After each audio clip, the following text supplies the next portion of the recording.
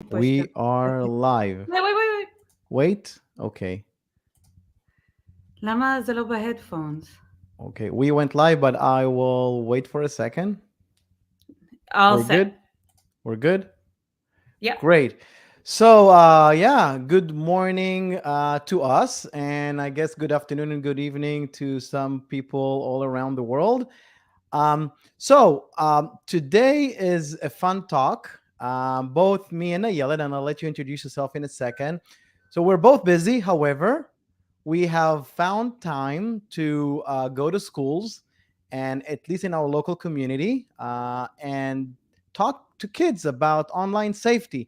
And what we want to do today is sort of share with you the feedback, their reactions, what we've learned, and also we want to open it up for questions. So if any one of you have any questions around this topic, yeah, comment below and we'll be more than happy to share what we've learned. So, Ayelet, let's start first of all with telling a little bit about yourself so the audience will know. Great. Thanks, Gabby, first of all, for having me here. And I share the passion with you on educating people, especially when it comes to cybersecurity and being safe online. And we'll talk about why we went to schools and why it's so important to talk to kids about this.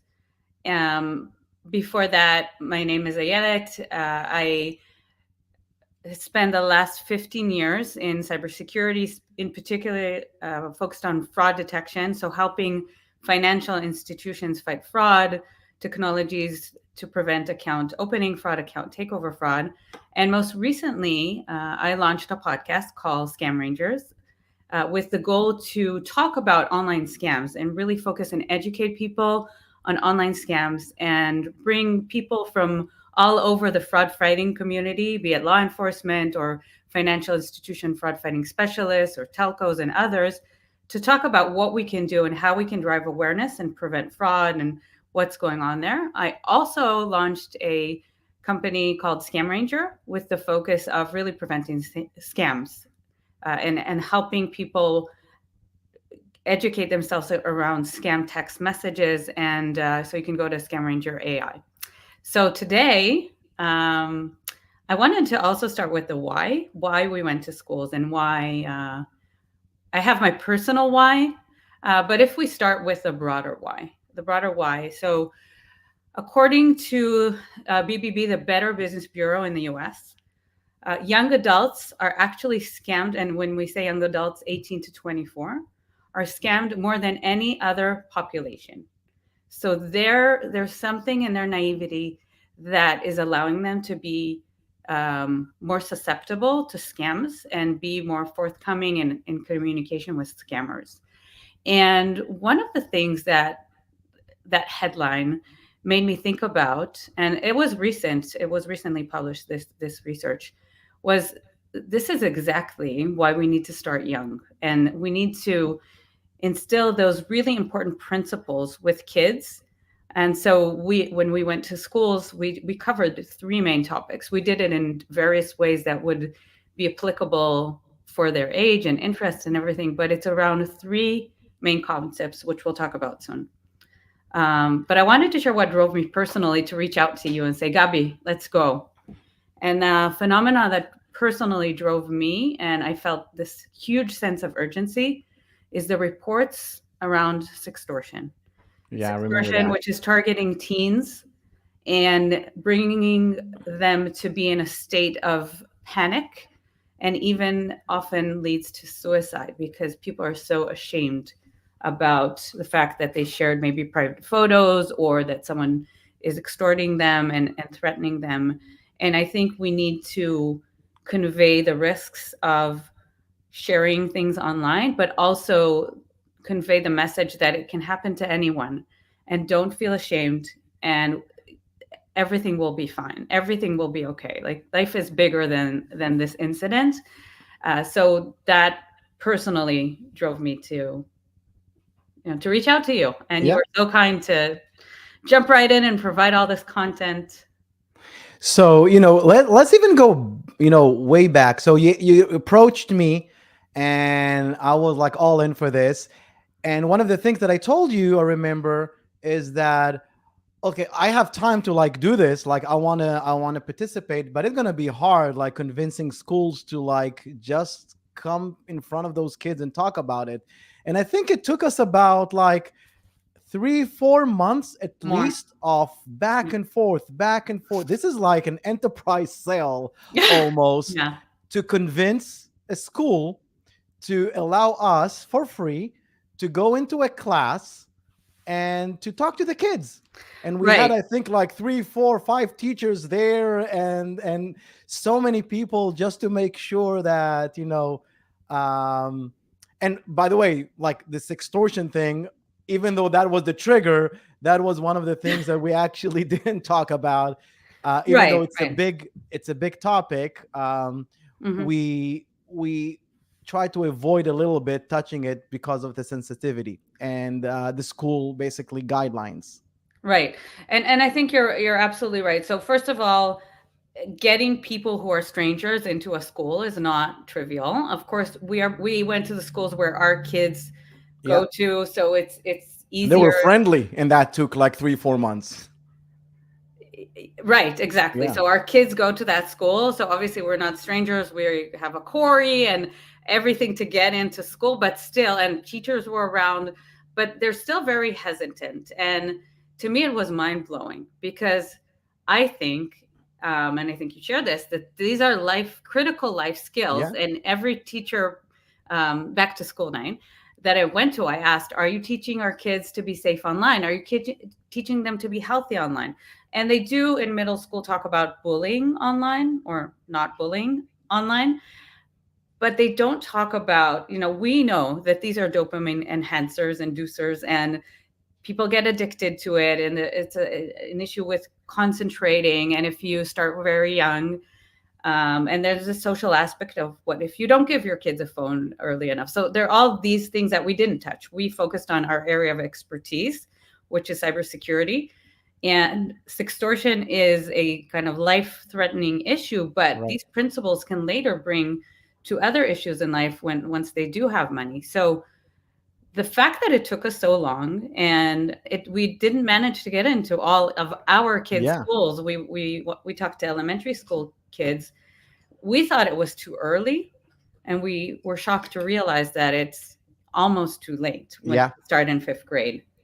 yeah. When we asked them like, who knows this app or that app, remember we spoke about things like Omegle, that I was like in shock that even a single kid knows about it. There were many hands raised. So we're gonna talk about this in a second. But I remember like when you and this is what's so interesting, talking to kids. So one of the first thing we started with is like, why is a password important, right? And everybody was, first of all, kids love to raise their hand. Yeah. It's amazing. Everybody has something to say. So very, very engaging. So one of the, almost everybody that raised their hand, I remember they were talking about to protect your bank, to protect your credit card. So they were basically talking their mom and dad language, right? It took time for them because that's maybe what I would have said, but I was surprised that a fifth grader will talk about documents that they probably don't hold, bank accounts that they don't have, credit cards that they don't have, because I think it's how adults talk to them. How we basically, as parents, communicate to them about private information or important information. And then when we asked them, like, would you feel comfortable, handing your phone to one of your friends? They were like, no, no, no, no, no. And we were like, why? No, like, my chat, my photos, and it sort of like took time for them to basically answer the things, that is important to them, the things that they actually have and want to protect. So even things as simple as like, what is private information is still not there, at this age. Um, so we played a game. Do you want to talk about this game, about the password game? Yeah, so I think the most important thing is like the concept of why do we need a password, just like you Right. said, and not thinking about what they know they should answer, but actually thinking about what they care about Yes. and answering accordingly. So that's one thing. And then, yeah, the password guessing game was pretty cool. And you talked about, you brought this data of what is the length of password, or how to build a password. We talked about the fact that they need a password that's secure and long. And, we would love to talk about passwordless authentication and MFA and all that stuff, which we actually got one of the kids mentioned. But at the end of the day, today, still passwords are required to be able to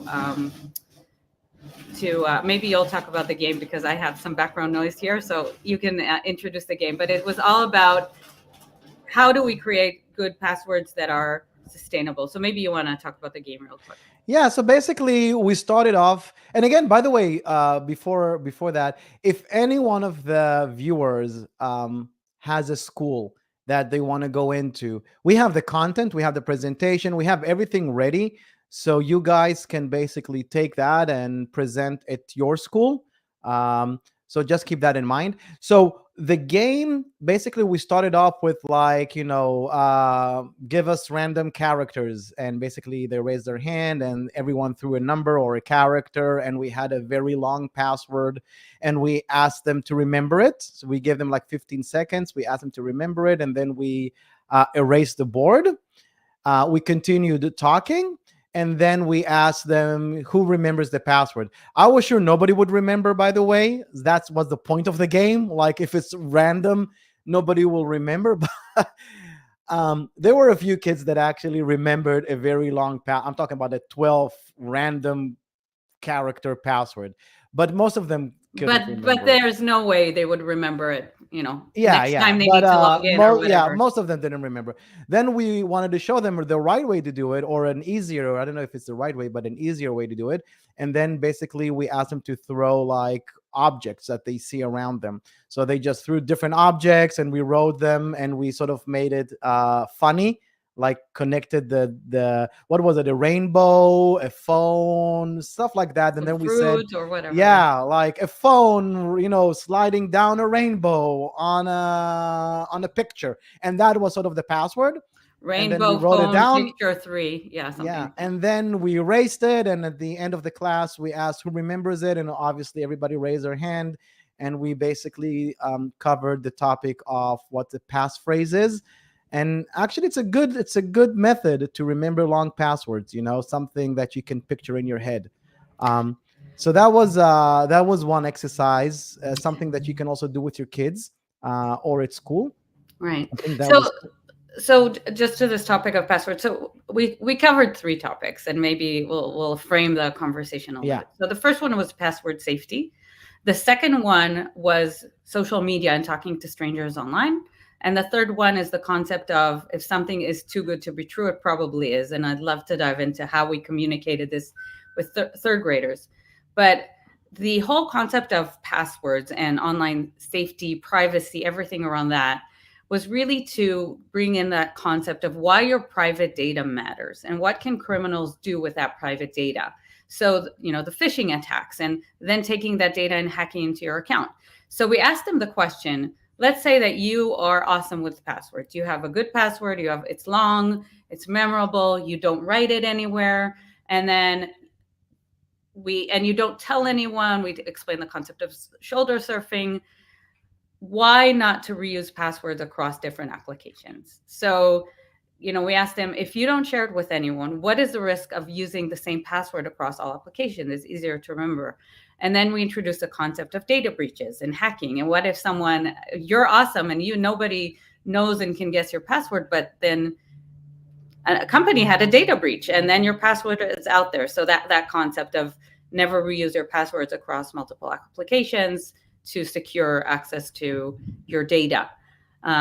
And then also the concept of getting hacked and like the Wi-Fi and things like that. So I think this is for later years, for gamers who maybe they don't care and they download stuff. They don't care they get hacked. But then the concept of, if you get hacked, your parents can get hacked because they share the Wi-Fi with you.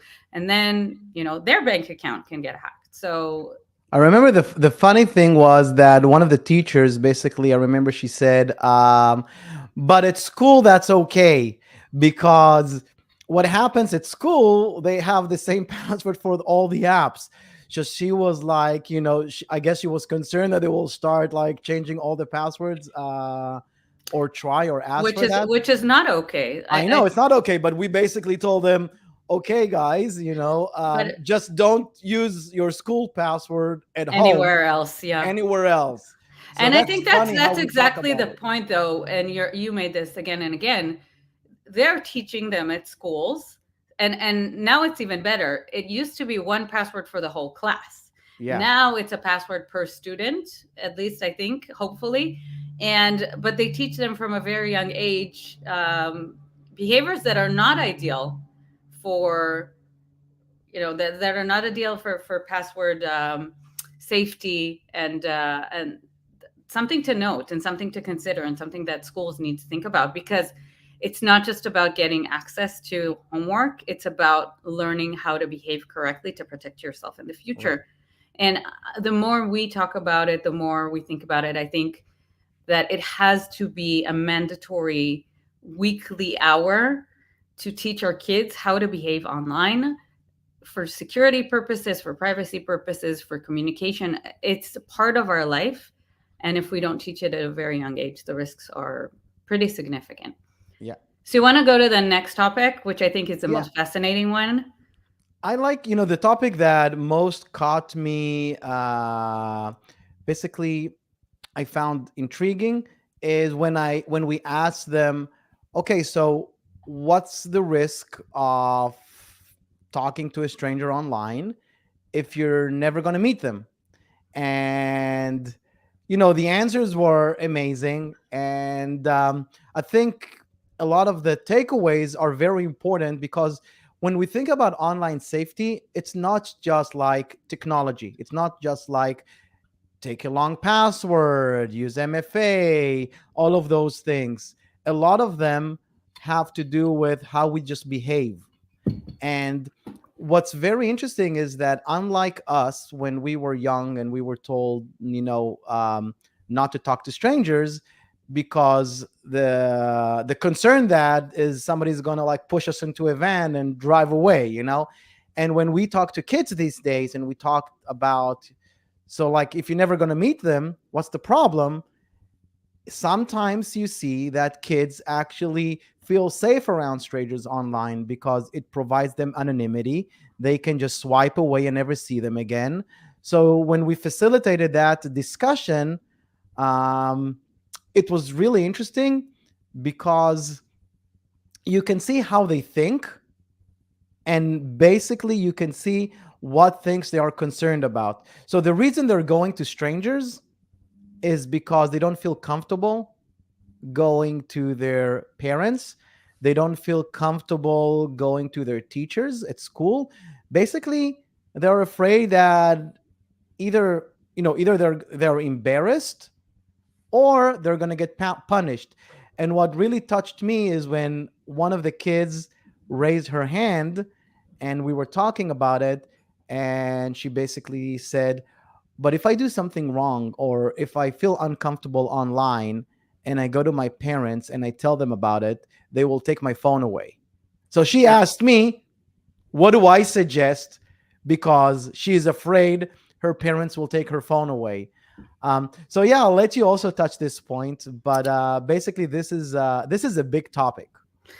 And I think some of it is a little theoretical for fifth graders, to be honest. So I don't think they engage with too many people online at this point. Maybe a little bit on Roblox, Yeah, maybe in other places, but I think this is really this is a place where I think we did come in on time. The next absolutely. topic of if something is too good to be true is a different topic, but for this one, I think the conversation was spot on, because they theoretically talked about, well, one of the responses, one of the girls said, well, if I maybe it will cause me to want to meet them at some point in the future. Like I she, remember it was that. very mature. She realized that yes, she's never going to meet them now, and they're a stranger now. But as you talk more and more, they might become a non-stranger, and maybe she will want to meet them, and that could be potentially dangerous. That topic that you talked about of the risks of sharing things with strangers, and the bad advice that you can get from strangers, like maybe even non harmful, but like diet advice or things like that, that strangers can, they don't really care about you, they don't know you. Not even talk about scammers right now, but they could be all sorts of things that are not your friends.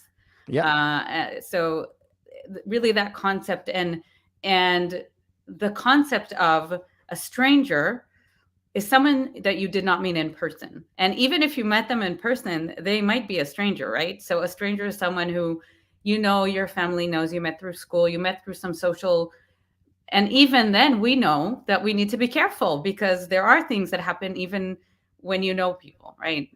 Just, you know, in other worlds. But so really talking about the fact that a stranger is anyone who you haven't met in Yeah. person. And then we even asked, okay, let's say that you talk to a stranger online, that you become friends and you want to meet them, that, you know, and we shared, this is something that we shared with the parents later when you talk to them. You have a video created by Wizer about a lady who is actually a private investigator, and her daughter was kidnapped by a stranger she met online and she thought liked her. And her daughter, even after she was kidnapped, the biggest thing for her was not the fact that she was abducted by someone she doesn't know, it's the fact that she thought she lost a relationship that she had. Yeah. Just like romance scams. It's not about the money always. It's, yes, the money too, but the biggest heartbreak is the relationship that never existed and was lost. So when we asked them about this, you know, we asked, okay, so if you want to meet them, what should you do? And, you know, navigating to involve my parents, make sure my parents come, really advocating for communication with a trusted adult. And this is again where the teachers jumped in and said, and the teachers, yes, and your teachers, right? So a trusted adult could be a teacher, could be a parent, could be you know, whoever, the grandparent, Yeah. but really advocating for open communication. And I think that was a really, really important topic. We also asked them, even prior to this, why do you think your parents don't want you to be on social media in fifth grade? What are the risks of social media? And they had responses that really ran across the gamut from, um, you know, the fact that it's addictive. They understand this, or someone can say bad things about you and it can hurt your feelings, and fear of missing out.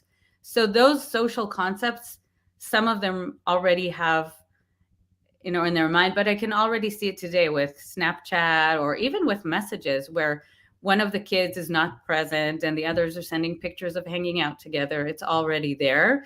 And then you feel bad, and then you go elsewhere to social media to talk to a stranger, to confide in them and get bad advice from strangers who Yeah. don't really care about you. So that is a really quick spiral down. And I think, again, going once a year to talk to a class of fifth graders is simply not enough. I think this Yeah. is something that I personally feel like we need to advocate and to be part of the curriculum. Yeah. You know, we also we had to even define what a stranger is because, for example, the lady that talked about her kid that she was kidnapped, um, the girl thought, like you said, she lost a relationship. So, like, is a stranger somebody that is connected to me on is a friend, or is it connected media? Are they a stranger? So the whole concept of a stranger was something that we had to basically define.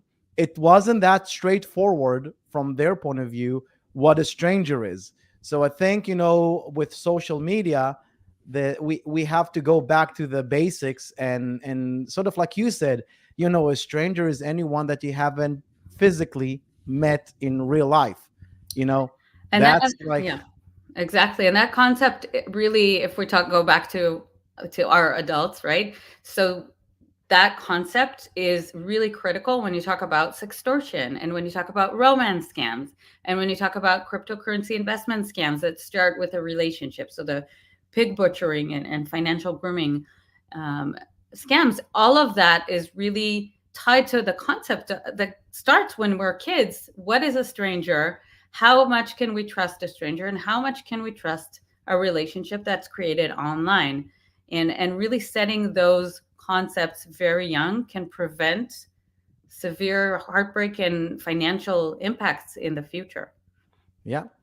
So let's move on, and we also, by the way, we also spoke about like different apps, and this is for you guys. We didn't really talk to that too much about it with the kids, but we did talk with the parents later. We had in the evening, usually after we do a class, we talk to the parents about what their kids said and stuff like that, sort of that they will also know. So there are apps like Omegle, and there's a whole category, by the way, one of the most popular categories on the App Store. And you can just go to the App Store and type "talk to strangers." There are tons of apps that are basically exactly that, where you either chat with strangers or it's a random webcam app where half of the screen is you're on camera, and then a half of the screen pops somebody random. And it's very, very popular among kids. And they swipe and they watch different people. And if they don't want to talk to them again, or they want to move on, they just keep on swiping. But basically, you get to talk to random people. So we spoke to them about that. And the second thing we spoke about, which ties into this, is one of the advice we gave parents is talk to your kids and explain to them that they can come to you at any given time. It's a safe place, and you're not going to necessarily punish them. You're going to work as a team to resolve whatever issues they encounter online, whether they started it or they were the victim of it. It doesn't really matter, because the last thing you want, like you said, Ayelet, is for them to go to a stranger and get their advice. And a lot of strangers online just like to prank people. So they want to see what you're going to do, like just for the kicks of it, right? Just for the fun. It's not even considered from their point of view a scam. They don't understand. Some of those strangers, some of them are kids as well. They don't understand the emotional impact that kids have, and by the advice they're giving. So yeah. Absolutely. And one of the things I think that you said this, and we talked to the parents about this, not only advocated for kids to go to their parents and share, but actually advocate parents to say, how was your day online? Right? Yeah. We ask, what did you do at school? Who did you play with? Who did you have lunch with? All these questions about school and about their physical life, but they spend hours, 4, 5, 6 hours online. If they're the older they get, the more time they spend. How was your day online? How do you feel about your day online, right? Yeah. Because think about someone is using this video app where it's a random stranger, and maybe they're traumatized by something that they saw, and we'll never know, and they won't tell us because they're not supposed to do it, Yeah. right? So creating that safe space for kids and saying, we know it's a wild world out there, and we know some things will happen to you. So come talk to us when that happens, and we will figure this out together.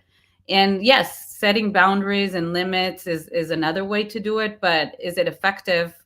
And that's another thing we talked about. And let me share the personal story here. So when we were preparing for this year's presentation to fifth graders, Gabby and I met, and we talked about a lot of things. Do we want to update? And I said, my daughter wants to use Snapchat now, and I really don't want her to use Snapchat because they're I'm not ready. I'm not ready as a parent yet. So, yeah, and Gabby told me, so, if you prevent this from her and all her friends have Snapchat, I'm going to bet you that she will have an account on Snapchat, just not on her phone or not on her device. And maybe you want to set it up for her on your phone, meaning on my phone, so she can do it, but you can see and have visibility into it. Well, sure enough, Gabby was right. I didn't let her, but she did have an account with a friend. And that's something that she told me about, but I was lucky to know. Well, sorry, she didn't tell me about it. Her brother was asked to be her friend on Snapchat, and a bunch of his friends. And he came to me, he's older, and he said, I don't care if she has a Snapchat account, but do not ask my friends to be her friend. So that's how we discovered it. And so now she does have a Snapchat account, which I can monitor with her, but they will find a way to get what they want. So we need to find the communication levels that are required to help them navigate this online world. Yeah. So, and this is a question that I get so often from parents. At what age should I give them a phone, social media, Right. all of those things. So, and again, that's what sort of I told you as well. Look, I prefer in As late general, as possible. yeah, to, but on the other hand, like to go gradually, because first of all, from nothing to everything, if you give them nothing, nothing, nothing, nothing, and then one day you hand them everything, just think about the emotional roller coaster they're going through. They wanted their whole life, they heard about it, they saw their friends using it, and in one day now they have access to this, entire new world. They're going to try to experience everything, just like they're going to go everywhere, try everything, because it wasn't gradual. So I think in general, you know it depends on the kid, right? On the every kid is different, I would say, but it can start with Roblox. And by the way, Roblox also has chat and other. So there's a lot of apps out there, and if you gradually sort of like open it up to them Yeah, I just and want to talk to say, them and ask them how was Roblox today, for example, and who are your friends, and some funny conversations you have, they gradually get basically get into this. You wanted to say something? yeah, specifically about Roblox, I think many parents think that Roblox is a game where you play like other games that you just play. So like they let their kids spend hours on Roblox. Yeah, And I know that many times, and I've seen this during the pandemic, the kids will play Roblox and be on FaceTime. So a few kids who know each other play together in the same world, and but there are strangers and there are conversations, and there are a lot of gaming applications that have that. So something to be aware of, and to make sure that you ask the questions, and then you talk about strangers. And from time to time we open up Roblox and I ask, who are these people, who are your friends, and we remove those that we can't answer the question about. yeah, So people who are not really friends should not be in the friends list on yeah. Roblox. And yeah, and remember that you can't really isolate your kids from social media altogether, because like you said, your daughter had an account on her friend's phone. So in reality, if you don't give them, they still have. You're just completely blind to it. That's Yeah, the only difference. You're just totally blind.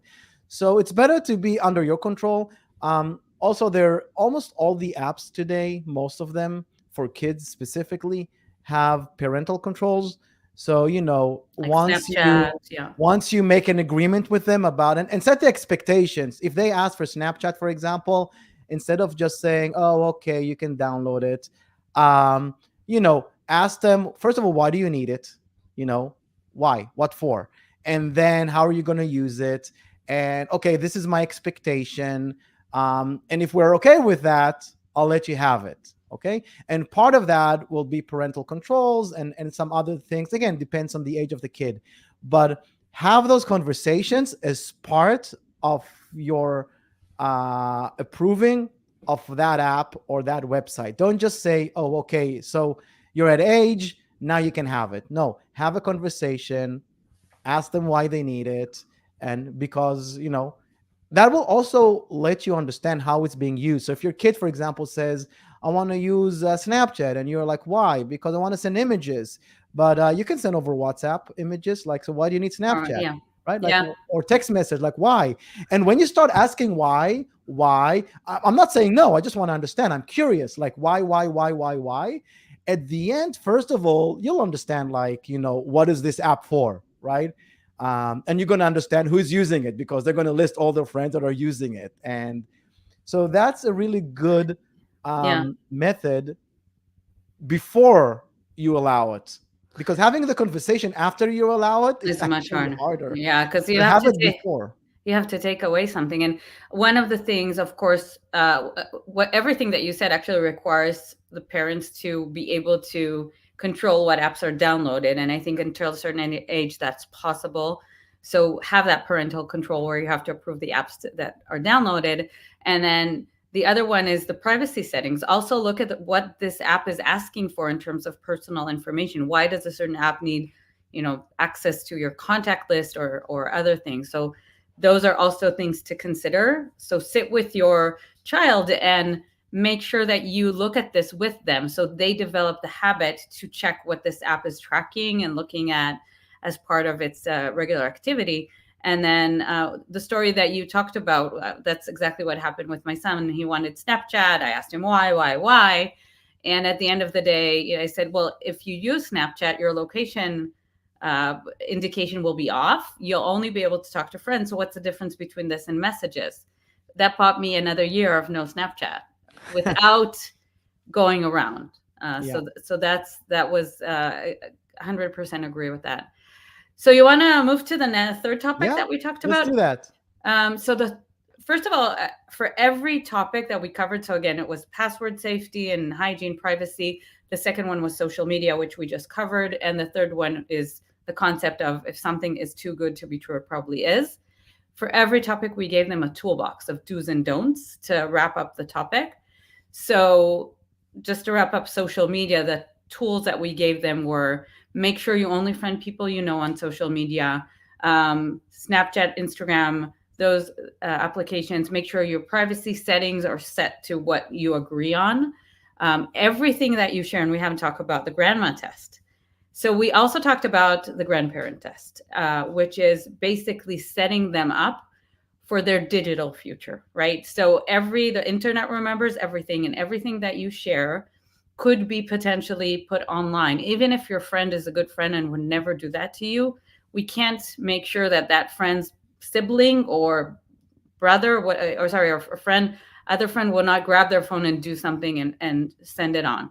So we talked about the concept of sending only pictures that you're fine with your grandparents seeing as well, or even communication, text messages, everything that you say or send can be used against you in the court of internet.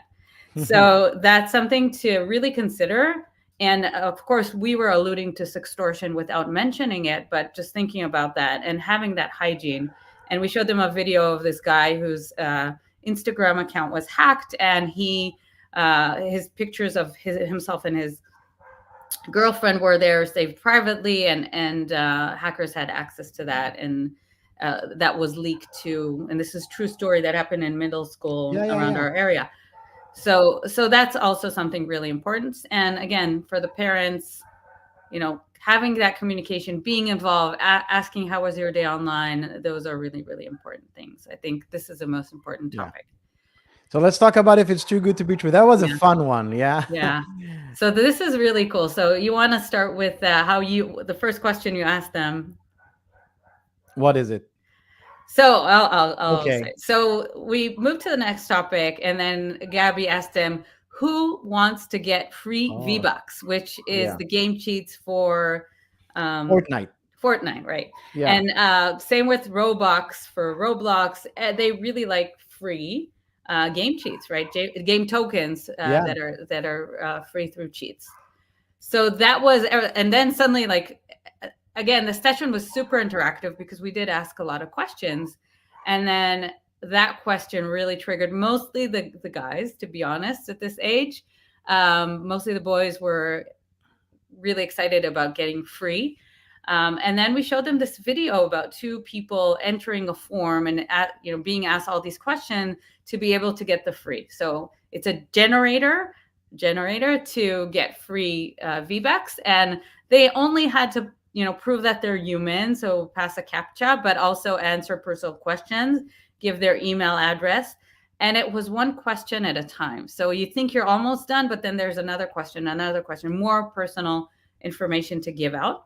And then they planted this dopamine enhancer of what free gift would you like? So there was like a gift card, and then there was this Chipotle logo and other things. And then the whole class, everyone's like, oh, Chipotle. Yeah. So you could see how, and we're like, no, these, you should not. Like everything we talk about went completely out the door once they thought they're going to get something for free, which Yeah.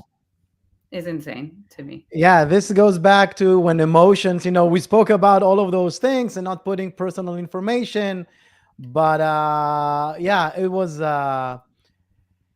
was interesting to see how everybody was like, yeah, free V-Bucks.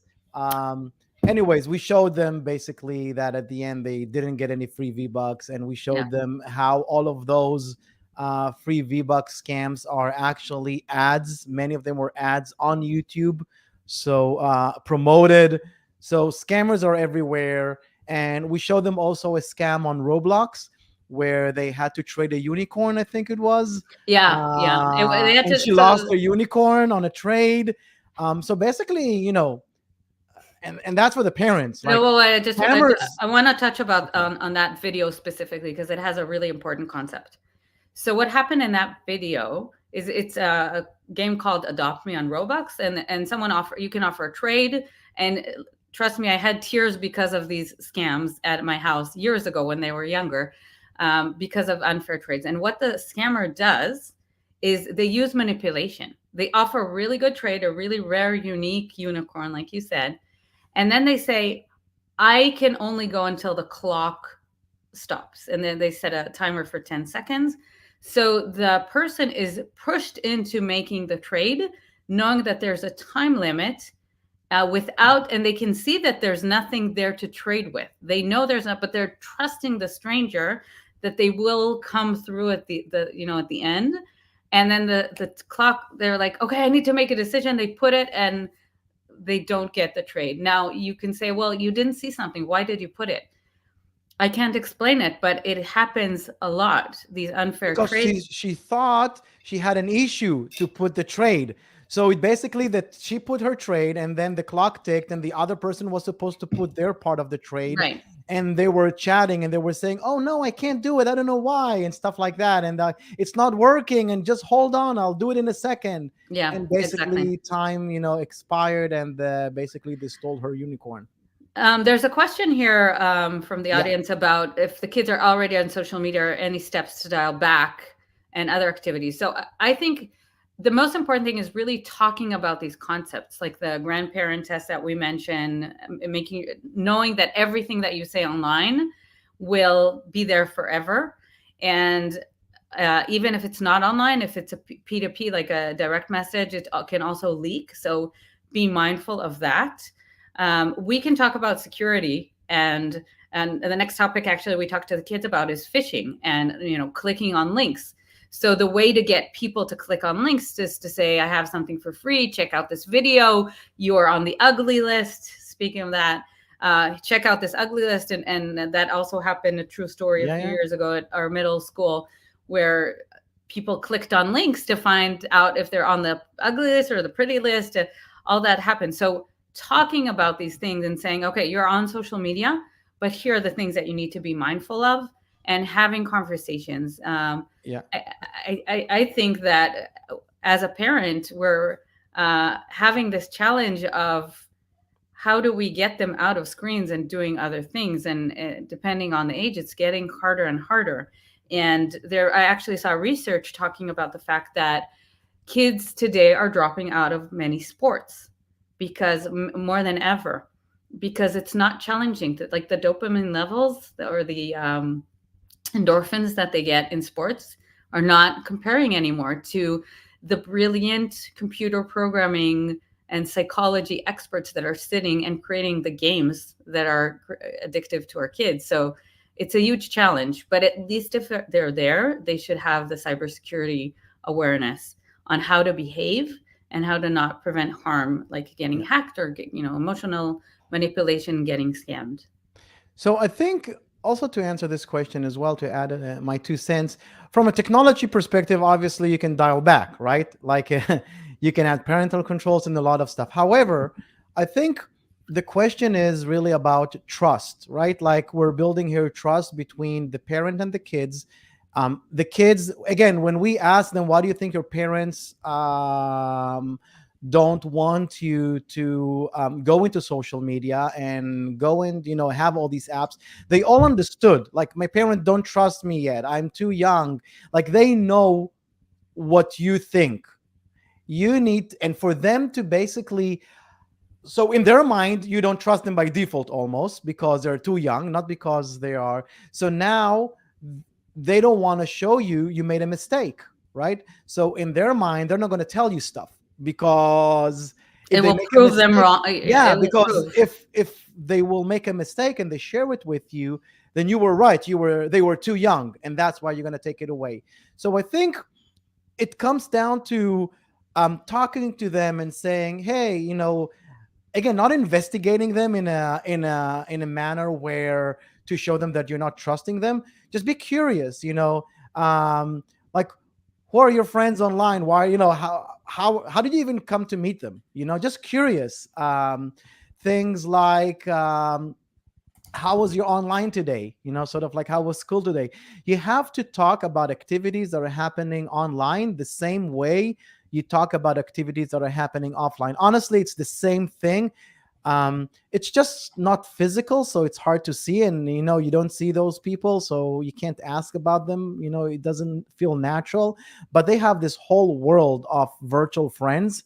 Sometimes they have more virtual friends than physical friends. Don't we all on So Facebook yeah. have, or Instagram or wherever social media application, or LinkedIn? Yeah. So I think it's a matter of understanding that you need to be curious. And I think what Lisa said, the woman that she spoke about how her kid was kidnapped, and she found her. But she said, "Look, I preached my kids about, because she was a private By investigator." the She way, said, for Lisa, I think the reason her kid was eventually safe is because she acted "Yeah, yeah, quickly. yeah, She called the police. She went all over social media, and panicked, right, and yeah, ran away. yeah, Otherwise, God yeah, knows. yeah." So what she said, when I spoke to her, she was like, "Look, I've spoke to them about the risks, because I'm a private investigator. This is the stuff that I deal with on a daily basis." She said, "What I didn't do, unfortunately, Is is listen listen. to them. I was preaching, preaching, preaching." And she said, "If I was to listen, the clues were there. Like, I could have known she had a boyfriend or something like that on Snapchat. Like, she was talking about some stuff, but I was just preaching all day long." So I think there needs to be a balance where we talk to them about the risks, but we also get them to talk and we Right. listen to them. I think that's a key thing in building any type of relationship, especially one that is, you're building trust about, and they know that you care. That's the thing, you don't even, they know that. Most of them know that. At least the kids we asked, they understood why the parents don't want them to have, social media, but they didn't necessarily agree with them. They thought they were trustworthy. Right. And one of the last concepts we talked about, besides phishing and clicking on links, is also the fake profiles that people have on Yeah. social media, on YouTube, the fake ads that are all over, Google ads and YouTube ads, and the fact that you really insert, and this is the whole, I would say, avoiding online scams in a nutshell. Insert skepticism between what you see and what you do, always. So Yep. the concept of, it looks like, and recently there was this deep fake by, what's his name, There's the so many. huge the huge YouTuber, Mr. Beast. Mr. Beast. Thank you. Yeah. So Mr. Beast, you probably know him, a huge YouTuber, has millions and millions of followers, and he recently, there was a deep fake of him talking about something. I don't remember exactly what the topic was, and he went out and talked about it. So there are many fake profiles that actually respond in a post made by the legitimate person using the same image and trying to get people to click on links or download something. So we also talked about that concept. And I just want to tie this again back to adult scams. So the concept of, if something is too good to be true, is really important to talk about again and again and again with kids, teenagers, and as they grow up. And I'm going to reinforce again how important I think it is to have this as part of the ongoing curriculum, because then you can avoid scams like fake job scams and mule scams and investment scams and inheritance scams and the Nigerian prince scams. That's all about, if something is too good to be true, it probably is. And having those concepts at a very young age will drive that awareness and create that skepticism. And I'm just going to repeat what I said at the very beginning. Today, the most susceptible group to fall for online scams is not elderly, it's not Gen X, it's 18 to 24-year olds Yeah. that are most susceptible to fall victim for scams. So, Ayelet, we said we're gonna do about half an hour. We did almost 50 minutes. I can talk about it an hour more. So this was sort of like, our takeaways. We're probably going to do another one about, and we really want to do one where you guys bring your kids and we actually talk to them. And if any one of you wants to do something in your local schools, we have the material for that. So we can share that with you. Hopefully, security awareness and online safety will become a basic life skill, something that is much needed in our digital life. It's just unimaginable that it's not part of the curriculum. Um, so a lot needs to be done there, and we want to help. So reach out to us if you want the material, if you want to talk in your school, if you want us to talk to your school. Um, we'd love to do that. Yeah, so that's it for now. Thank you very much, Ayelet. And until next time, uh, yeah, have a Thank, great weekend. thank you for having me. Bye. Take care.